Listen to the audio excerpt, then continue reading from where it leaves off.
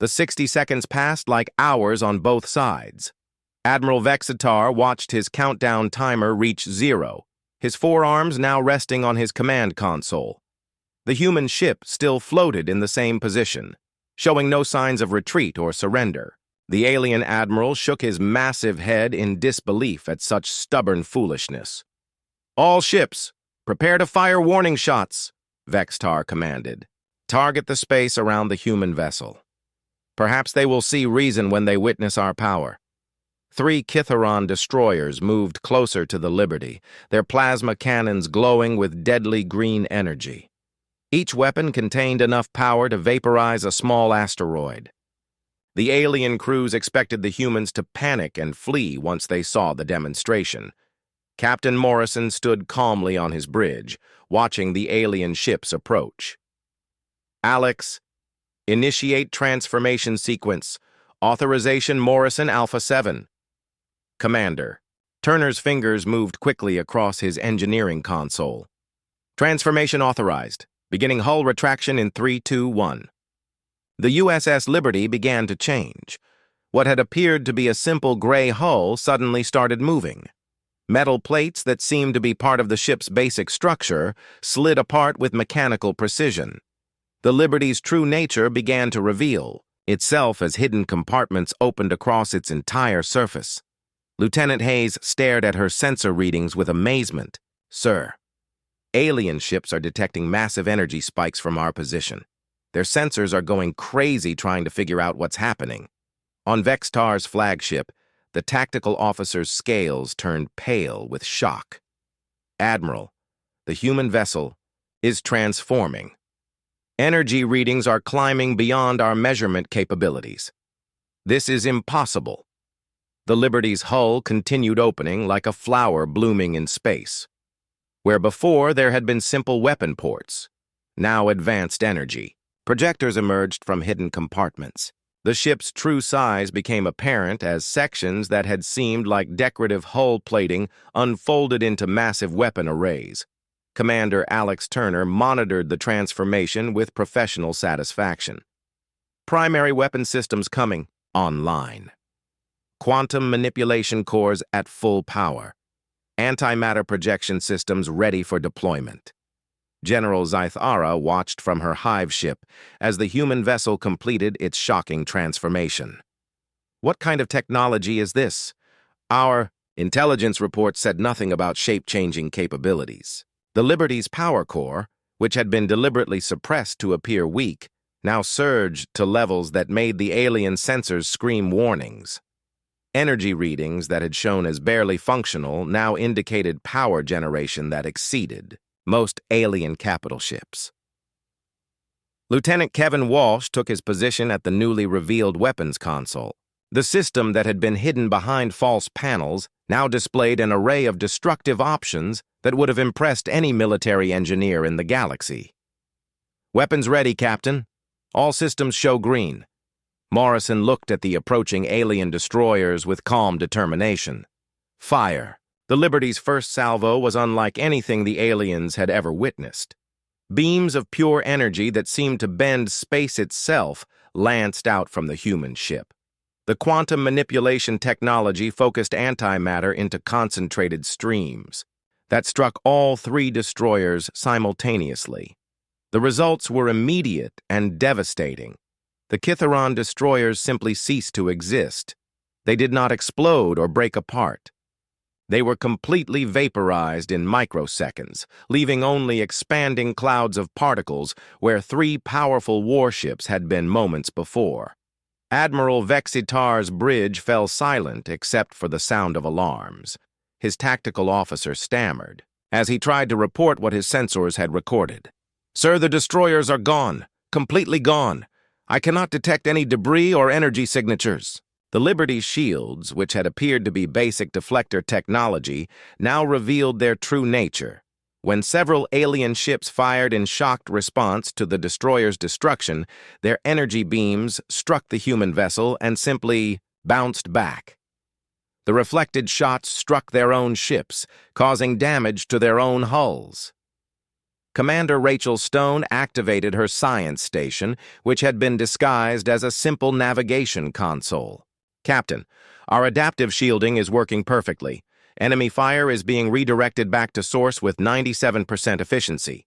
The Liberty launched its next attack. What appeared to be simple missiles emerged from the ship's launch. Tubes. But these projectiles behaved in ways that defied alien understanding. The missiles phased through the enemy shields as if they did not exist, then reappeared inside the alien ship's hulls. Lieutenant Walsh coordinated the missile strikes with deadly precision. "Phase missiles have penetrated enemy hulls. Nanotechnology. Deployment in progress." Inside the alien ships that had been struck, microscopic machines began their work. The nanobots systematically identified and shut down critical systems, moving through the vessels like an intelligent plague. Weapon systems powered down, life support failed, and engine cores began overloading in carefully timed sequences. General Zithara watched in horror as 5 of her support vessels began exploding from within. "How are they doing this? Our shields should stop any projectile attack." The explosions were perfectly coordinated. Each missile's nanotechnology waited until it had completely disabled its target before triggering the final detonation. The alien ships died from the inside out, their own reactors turned against them by human engineering. Admiral Vextar realized with growing terror that everything they had believed about human technology was wrong. "All ships, emergency retreat, full reverse thrust." But the Liberty was not finished revealing its capabilities. The ship's engines, which had shown modest thrust capabilities during the patrol, now demonstrated their true power. The human vessel moved with impossible agility, accelerating and turning with grace that should have been impossible for any ship its size. Commander Turner monitored the engine performance with pride. "Inertial dampening systems at maximum efficiency. We can maneuver like a fighter while maintaining battleship firepower." The Liberty began systematically hunting the retreating alien vessels. Its advanced sensors tracked every ship in the enemy fleet, coordinating attacks that seemed to predict alien movements before they happened. The human ship's electronic warfare capabilities proved far superior to anything the aliens possessed. Lieutenant Hayes watched her console as the Liberty's systems took control of alien communications. "Sir, we're broadcasting false targeting. Data to their fleet. Their own ships are beginning to fire on each other."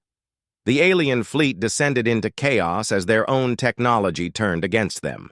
Friendly fire incidents multiplied as the Liberty's electronic warfare suite fed incorrect information to alien targeting systems. Ships that had been allies moments before began destroying each other in the confusion.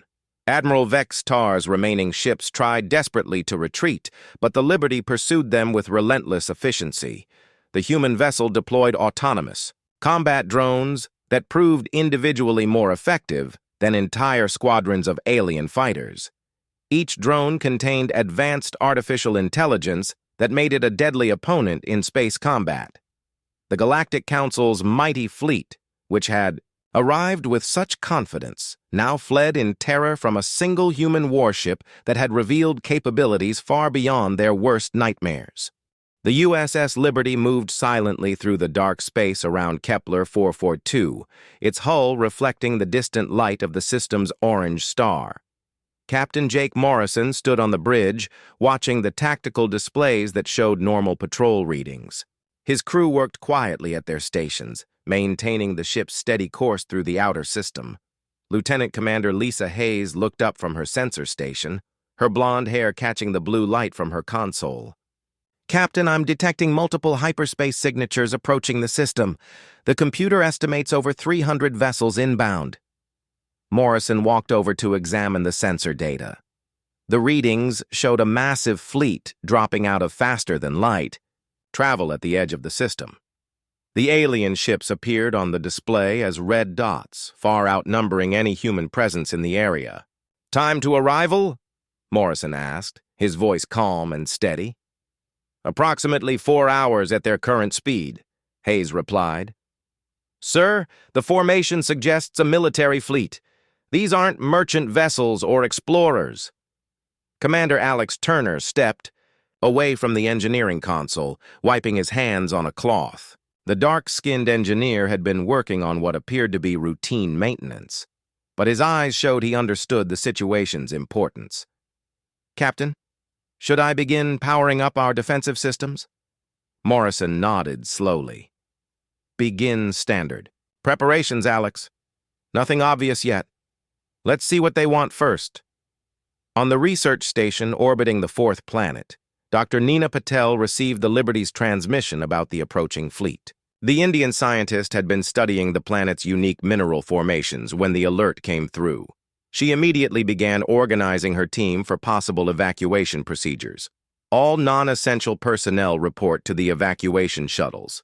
Dr. Patel announced over the station's communication system, "This is not a drill. Prepare for immediate departure if ordered." The alien fleet emerged from hyperspace in perfect formation, their ships spreading across space like a dark cloud. Admiral Vextar's flagship, the Dominion's Fist, took position at the center of the formation. The massive carrier was over 2 kilometers long, bristling with weapon ports and fighter bays that could launch thousands of attack craft. Vextar stood on his command bridge, surrounded by holographic displays showing the human positions. His tactical officers had already identified the single warship and the research station. The Kitharon admiral felt satisfaction at seeing how small and weak the human presence appeared. "Open a communication channel to the human vessel," Vextar ordered. His communication officer, a younger Kitharon with bright green scales, activated the long-range transmitters. On the Liberty's bridge, the communication console lit up with an incoming signal. The main view screen activated, showing Admiral Vextar's imposing form. His forearms were crossed over his chest, and his reptilian features showed clear hostility. "Human vessel," Vextar's voice boomed through the Liberty's speakers. "You are trespassing in territory claimed by the Galactic Council. I am Admiral Vextar of the Kitharon Empire. You will immediately withdraw from this system and remove your research station." Captain Morrison stepped forward, his hands clasped behind his back. "Admiral Vextar, I am Captain Jake Morrison of the United Earth Federation Starship Liberty. This system is under the protection of humanity, and we have established legitimate research operations here. We have no intention of withdrawing." The alien admiral's eyes widened with what appeared to be surprise, then narrowed with anger. "You dare refuse the demands of the Galactic Council? Your single ship against my entire fleet? Such foolishness will not be tolerated." General Zithara appeared on a secondary screen, her insect-like features showing amusement. "Human Captain, you command one small vessel against over 300 of our finest warships. Surely you can see the impossibility of your situation. Surrender now, and we may allow your crew to live." Morrison's expression remained calm and professional. "General, I appreciate your concern for my crew's welfare. However, the Liberty will not abandon its post or the researchers under our protection. I suggest you reconsider your hostile approach to this situation." The alien commanders exchanged glances that clearly showed their disbelief. On Vextar's bridge, tactical officers began laughing at what they considered the human captain's obvious mental breakdown. The idea that a single ship would stand against their overwhelming force seemed beyond comprehension. Commander Turner continued his work at the engineering station, making adjustments that appeared to be standard defensive preparations. The Liberty's power readings remained low, suggesting the humans were following basic military protocols without any real hope of effective resistance. Dr. Patel's voice came through the Liberty's communication system. "Captain Morrison, evacuation shuttles are prepared and standing by. We can have all personnel off the station within 30 minutes. "Maintain your position, Doctor," Morrison replied. "Evacuate only non-essential personnel for now. We're going to try diplomacy first." Admiral Vextar's laugh was a harsh sound that echoed through both ships' communication systems. "Diplomacy! Human, you are in no position to negotiate. You will withdraw immediately, or we will remove you by force. This is your final warning. Several Kitharon destroyers moved forward from the main fleet, their plasma cannons beginning to charge with bright green energy.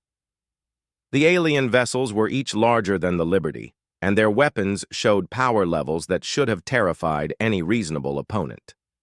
General Zithara began deploying fighter squadrons from her hive ship. Hundreds of small attack craft poured from the carrier's launch bays, forming attack formations that surrounded the human position.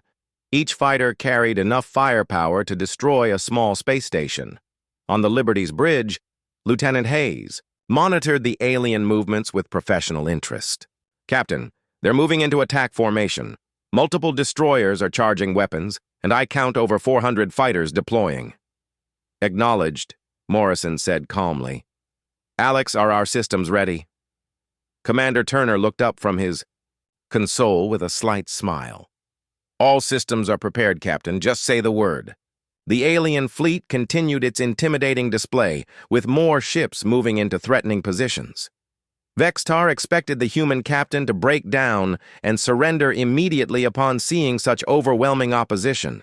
No rational being would continue to resist against such impossible odds. "Human captain," Vextar announced, "you have 60 seconds to begin your withdrawal. After that, we will demonstrate the futility of resistance against the Galactic Council's authority." Morrison looked around his bridge at his calm, professional crew. None of them showed any sign of fear or panic, despite facing odds of over 300 to 1. "Admiral, I regret that we cannot comply with your demands. The Liberty will remain at its post." The alien commanders stared in complete bewilderment at what they considered obvious human insanity. Vextar's tactical officers began final targeting procedures, confident that the coming battle would be the shortest in galactic military history. They had no idea that their assumptions about human technology and capabilities were about to be proven completely wrong. The massive crystal dome of the Galactic Council chamber gleamed under the light of 3 suns. Inside the enormous structure, representatives from dozens of alien species gathered around a circular platform that floated in the center of the room. The air buzzed with tension as holographic displays showed star maps and military reports. Admiral Vextar stood tall on his platform, his scaled purple skin reflecting the light from the displays. His 4 arms gestured at the floating images as he spoke to the assembled council members. The Kitharon military leader was known throughout the galaxy for his victories in countless wars. His reptilian eyes showed nothing but contempt as he pointed at a small section of space on the star map. "Council members," Vextar said in his deep, rumbling voice, "we face a new problem in the Outer Rim territories. The humans have sent a single warship to patrol the Kepler 442 system. They dare to claim territory that rightfully belongs to the Galactic Council." General Zithara clicked her mandibles together in what passed for laughter among her insect-like species. Her 6 legs shifted as she moved closer to examine the data. "One ship?" she asked, her voice creating a buzzing sound. "The humans send one tiny vessel against the might of our combined fleets?" The holographic display zoomed in to show a detailed image of the human warship. The vessel appeared small and unremarkable compared to the massive dreadnoughts that filled the alien fleets. Its hull was a simple gray color with basic weapon ports visible along its sides. The ship's design looked primitive to the alien observers, lacking the advanced curves and energy fields that marked superior technology. Ambassador Krill of the Zephyrian Collective floated in his environmental suit, his tentacled form moving gracefully in the liquid that kept him alive. "Our intelligence reports indicate this vessel is called the USS Liberty," he said through his translation device. "It appears to be a frigate-class ship with conventional weapons and basic shielding. Nothing that should concern our superior forces." Vextar pulled up more data about the human ship. The readings showed energy levels that seemed laughably weak compared to Kitharon technology. The vessel's weapon systems appeared to be simple projectile launchers and basic energy beams. Its shields registered as standard deflector technology that any competent alien warship could penetrate with ease. "The humans are a young species," Vextar continued, his voice filled with disdain. "They have barely mastered faster-than-light travel. Their largest vessels are smaller than our escort fighters. This single ship represents no threat to our expansion plans." The council chamber filled with what could only be described as alien laughter. The various species expressed their amusement in different ways.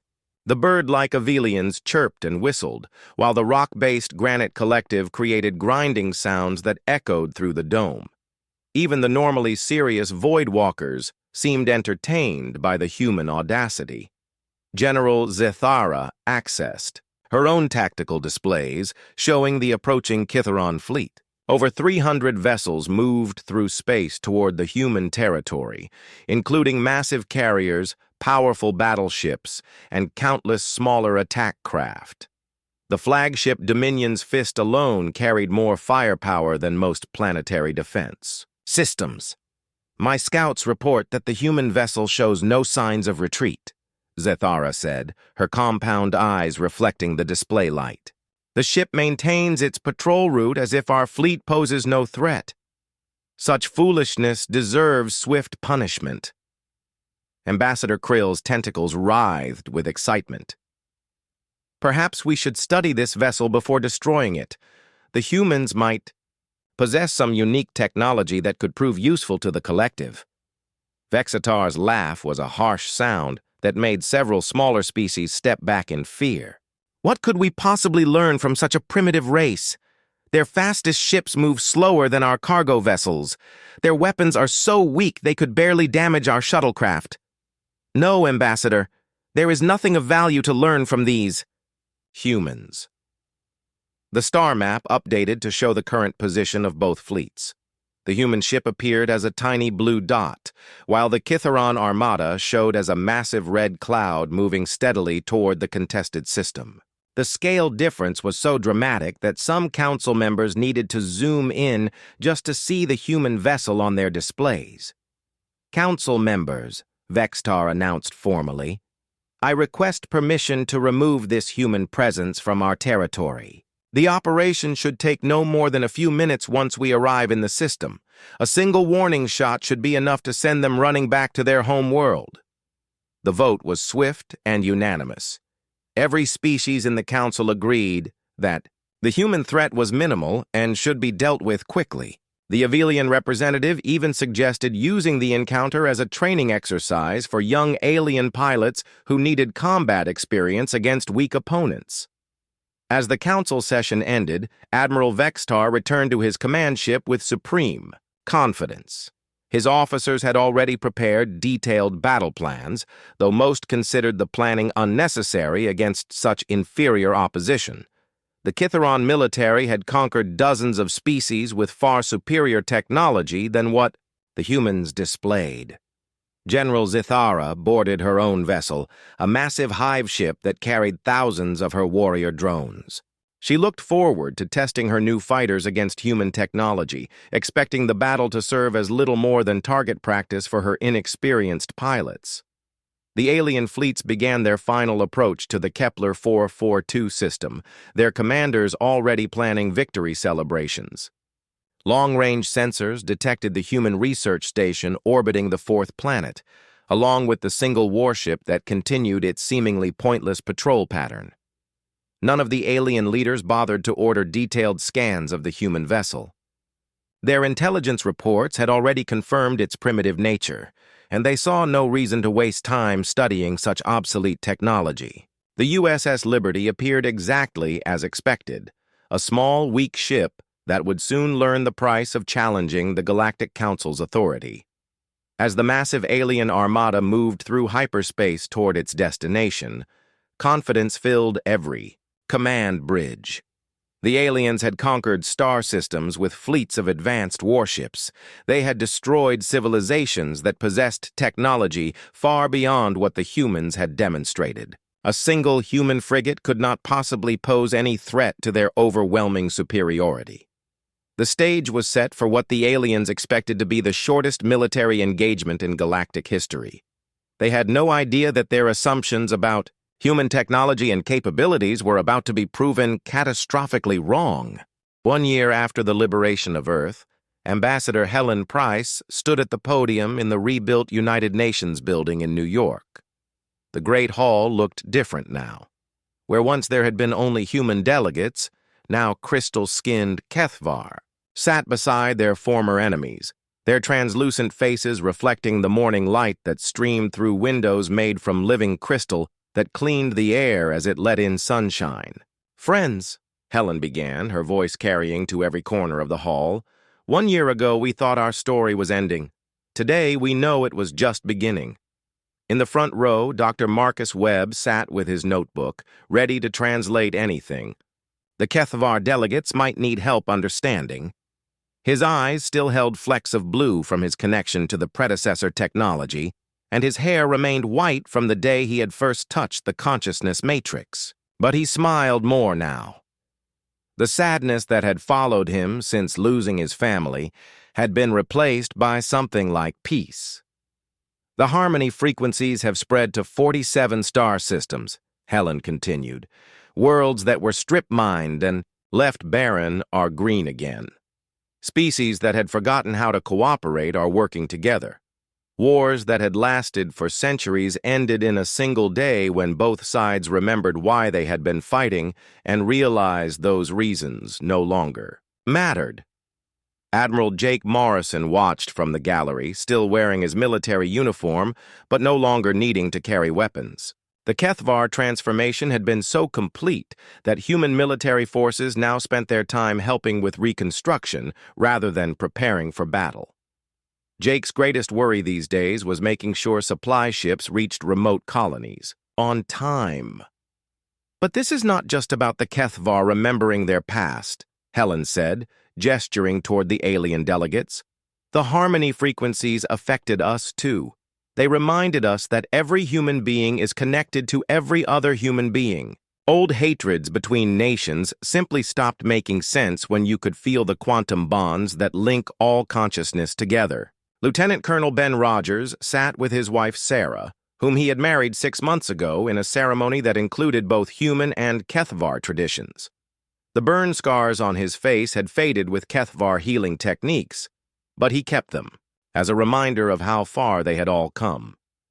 Sarah was a botanist who worked with Kethvar gardeners to develop new plants that could grow in environments damaged by war. "The predecessors left us more than technology," Helen continued. "They left us a choice. We could have used their power for revenge. We could have wiped out the Kethvar and taken back what was ours by force. Instead, we chose to help them remember who they used to be. And in doing so, we discovered who we could become." In the Kethvar section, Elder Zekthar rose slowly to his feet. He had once been a Grand Admiral in the Kethvar fleet, leading the ships that had destroyed Earth's cities. Now he was a teacher, helping young Kethvar learn about their species' true history before the corruption had taken hold. "May I speak?" Zekthar asked in his musical voice. Helen nodded. "Of course, Elder." Zekthar walked to the center of the hall, his crystal skin catching the light and throwing gentle rainbows across the walls. When he spoke, his words carried the sound of wind through trees. "I was there when we came to your world with fire and death.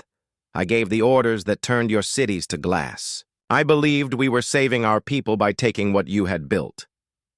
Zekthar's voice grew quieter. "I was wrong. We were not saving anything. We were destroying ourselves one world at a time." The hall was completely silent. Even the Kethvar, delegates who had not been part of the invasion, leaned forward to listen. "The harmony frequencies did not change us," Zekthar continued. "They simply removed the barriers that prevented us from seeing the truth. We were already connected to every living thing in the universe. We had just forgotten how to feel that connection." Captain Karen Stone watched from her seat near the back of the hall. Her ship's silent runner now carried Kethvar healers to worlds that needed help recovering from ancient wars. She had learned to speak the musical Kethvar language and found that their songs could actually speed up plant growth and help damaged ecosystems repair themselves. The humans could have destroyed us completely, Zekthar said. They had the power. The predecessor technology they learned to use was far beyond anything we understood. But they chose mercy instead of justice. They chose to heal us instead of punish us. Dr. Lisa Harper smiled from her place in the science section. She had spent the last year working with Kethvar scientists to understand more about the predecessor network. They had discovered that the ancient species had seeded the galaxy with consciousness-enhancing technology, waiting for younger races to evolve enough to use it responsibly. This is what the predecessors meant by transcendence, Zekthar continued. Not leaving the physical universe behind, but learning to see the connections that were always there. Learning to choose cooperation over competition. Learning to build instead of taking. The elder moved his hands in complex patterns as he spoke, and soft music seemed to fill the air around him. It was a Kethvar technique for sharing emotions. Directly, and everyone in the hall could feel what he was feeling. Gratitude, wonder, hope for the future. We have learned that consciousness itself is the most powerful force in existence, Zekthar said. When minds work together instead of against each other, they can reshape reality. They can turn deserts into gardens. They can make enemies into friends. They can transform a galaxy of conflict into a community of cooperation. Helen returned to the podium as Zekthar sat down. Which brings us to today's main business, the proposal to extend the Harmony Network to the Andromeda Galaxy. Commander Alex Turner straightened in his seat. He had been chosen to lead the first expedition beyond the Milky Way, taking a mixed crew of humans and Kethvar to establish contact with whatever civilizations existed in the neighboring galaxy. Our scouts have detected radio signals from Andromeda that suggest widespread conflict, Helen said. Wars between dozens of species that have lasted for thousands of years. The same pattern of fear and competition that once trapped both our peoples. Marcus Webb stood up. The predecessor network extends beyond our galaxy. We've found anchor points that connect to Andromeda through quantum tunnels that bypass normal space. We can bring the harmony frequencies to beings who have never imagined that cooperation was possible. But we go as teachers, not conquerors, Helen emphasized. We offer knowledge and healing, not demands for surrender. We show them what is possible when consciousness works together instead of tearing itself apart. The vote was unanimous. Every human delegate and every Kethvar agreed to the mission. In 6 months, a fleet would depart for Andromeda carrying the tools to end conflicts that had raged since before humanity learned to make fire. After the session ended, Helen walked outside onto the balcony overlooking the restored city. New York looked like a garden now, with living buildings that cleaned the air and streets lined with trees that sang in harmony with the wind. Human children played with young Kethvar in parks where flowers bloomed in impossible colors. Marcus joined her at the railing. Think it will work? Bringing harmony to another galaxy? Helen smiled. The predecessors waited millions of years for someone to find their network and use it wisely. They must have believed that consciousness would eventually choose cooperation over conflict. Who are we to prove them wrong? Above them, ships from dozens of worlds moved through Earth's sky, carrying supplies and people and ideas to places that had once been battlefields. The harmony frequencies hummed just at the edge of hearing, a constant reminder that all things were connected. The war was over. The healing had begun. And somewhere among the stars, other species waited to learn that they too could choose to become something greater than their fears. The universe was vast and full of wonders yet to be discovered, and for the first time in galactic history, the beings exploring it would do so together. Commander Alex Turner gripped the controls of his fighter ship as Earth appeared on his screen for the first time in 4 years. The planet looked different now. The blue and green he remembered had been replaced by strange silver structures that covered the continents like metal skin. The HFY had been busy turning his home into something else entirely. "All ships, this is Admiral Morrison," came Jake's voice over the communication system. "Remember, we don't fire first. Let the harmony frequencies do their work." Alex looked at the new equipment bolted to his ship's hull. The harmony generators hummed with power drawn from the predecessor network. Dr. Marcus Webb had spent weeks teaching the human fleet how to use them, his strange blue eyes growing brighter each day as he learned more about the ancient technology. "HFY patrol ships approaching," reported Lieutenant Julie Adams from her position in the formation. 20 contacts. They're moving to intercept." Alex watched the enemy ships on his scanner. They were beautiful in their own way, made of living crystal that caught and reflected light like diamonds. But he had seen what those ships could do. He had watched them turn entire cities to glass. "Hold formation," Admiral Morrison commanded. "Let them come."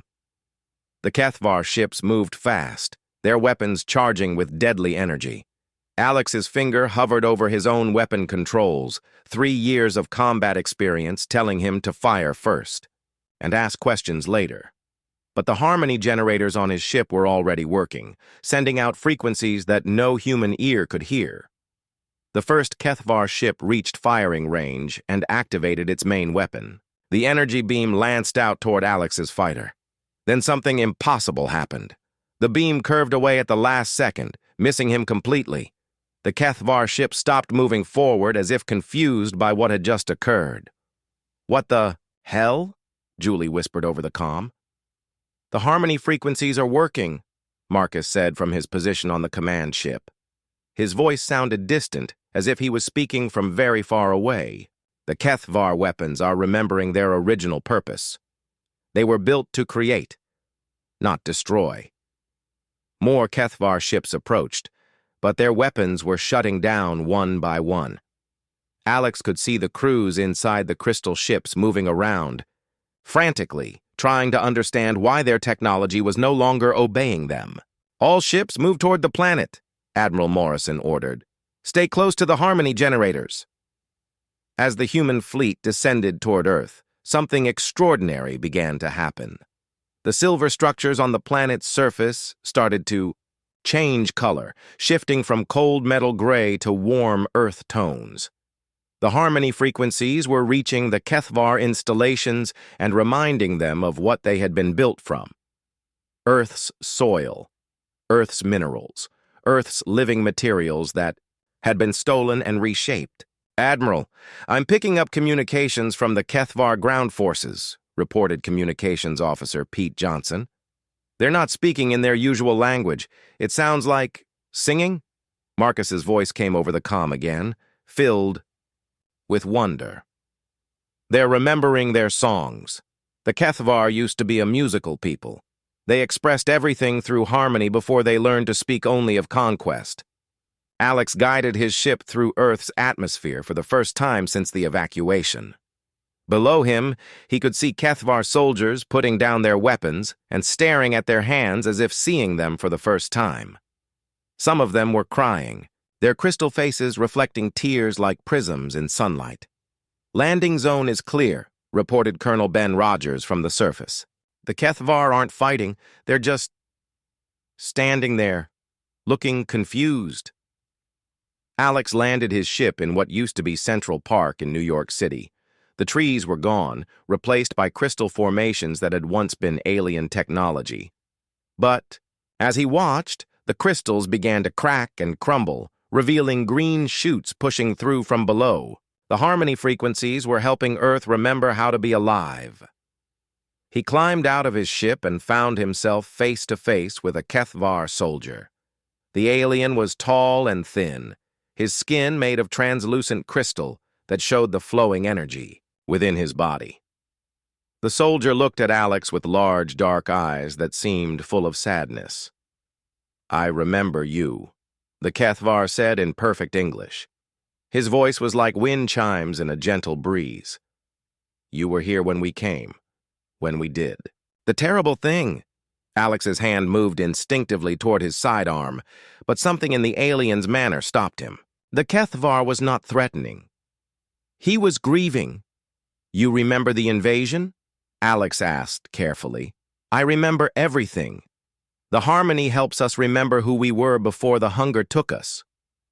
The Kethvar knelt down and touched the ground where grass was beginning to grow through cracks in the crystal pavement.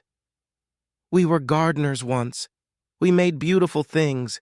We sang to the stars and they sang back to us." More Kethvar soldiers were gathering around Alex and the human troops who had landed nearby. None of them carried weapons. Many of them were crying crystal tears that caught the sunlight and threw rainbows across the ruined city. "What happened? To your people?" Alex asked the soldier. "We found broken predecessor technology on a dead world. We thought it was a gift, a way to become stronger, but it was corrupted, damaged by some ancient war. It taught us to hunger, to consume, to take instead of give." The Kethvar looked up at Alex with eyes full of shame. "We forgot how to be ourselves." Colonel Rogers approached, his weapon lowered but ready. "Alex, what's the situation here?" "They're remembering, sir. The harmony frequencies are helping them remember who they used to be." "Admiral Morrison, this is Rogers." The colonel spoke into his communication device. "The Kethvar aren't fighting. They're surrendering. But it's not really surrender. It's more like they're waking up from a bad dream." Jake's voice crackled back over the comm. "We're seeing the same thing all over the planet. Their ships are landing and the crews are coming out with their hands empty. Dr. Webb says the harmony frequencies are getting stronger as more Kethvar remember their true nature." Alex looked around at the scene unfolding in the ruined park. Human soldiers and Kethvar were working together to clear away the crystal debris, revealing patches of Earth where new plants were already beginning to grow. The harmony frequencies were not just affecting the aliens. They were helping the planet itself remember how to heal. "Human warrior," the Kethvar soldier said to Alex, "we have done great evil to your world, to your people. How can we make amends for what cannot be undone?" Alex thought about his answer for a long time. 3 years ago, he would have demanded justice, revenge, payment in blood for the billions who had died. But standing here among the growing grass, watching tears of genuine sorrow fall from crystal faces, he found those feelings fading away. "Help us rebuild," Alex said finally. "Help us make Earth green again. Help us make sure this never happens to anyone else." The Kethvar nodded solemnly. "We will. We remember how to heal worlds now. We remember how to sing to the soil and make it fertile. We remember how to call the rain and guide the wind." Around them, the work of restoration continued. Human technology and Kethvar abilities working together to undo 4 years of damage. The harmony frequencies hummed in the background, a constant reminder that the universe worked best when all its children remembered how to cooperate instead of compete. Above them, Marcus Webb's voice echoed from the command ship, speaking to the entire fleet. "This is just the beginning. The predecessor network spans the galaxy. We can bring this harmony to every world. We can help every species remember what they were meant to be." Alex smiled as he watched a Kethvar child teach a human child how to sing to make flowers grow faster. The war was ending not with victory or defeat, but with remembrance. With the simple recognition that all conscious beings were connected, and that helping others was the same as helping yourself. Earth was coming home to itself, and humanity was learning that the strongest weapon in the universe was not destruction, but the courage to forgive and the wisdom to build something better from the ashes of the past.